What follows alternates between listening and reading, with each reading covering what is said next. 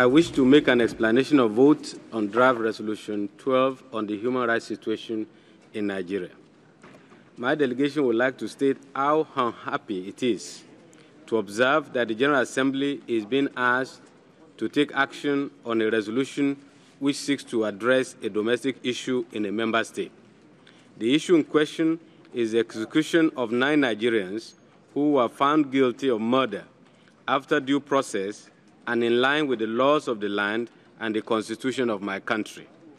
The General Assembly, which has just celebrated its 50th anniversary of the United Nations, during which it affirmed the commitment of member states to the purposes and principles of the Charter of the United Nations, is being asked through immense diplomatic pressure on several member states of our organization to act contrary to the spirit and the letter of Article 2, Section 7 of that Charter.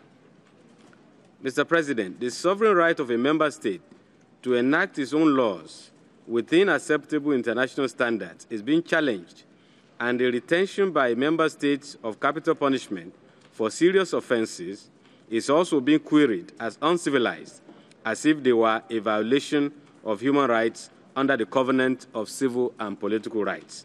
This is an unacceptable irony of events.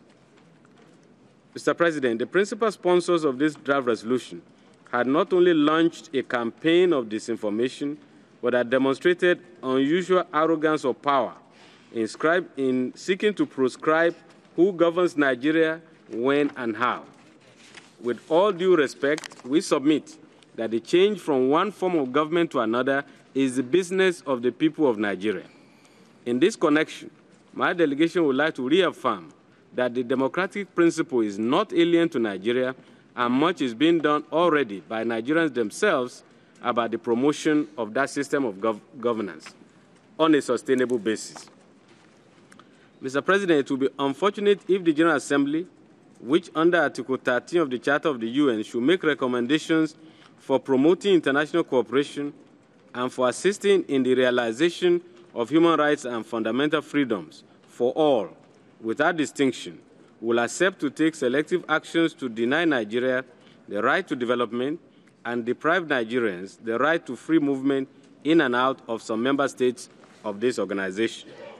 Mr. President, my delegation would like to state that the highly emotive reaction to the rejection of a plea of clemency for the convicted Nigerians cannot justify the manipulation of the procedures of this august General Assembly by some relatively more powerful members of our organization.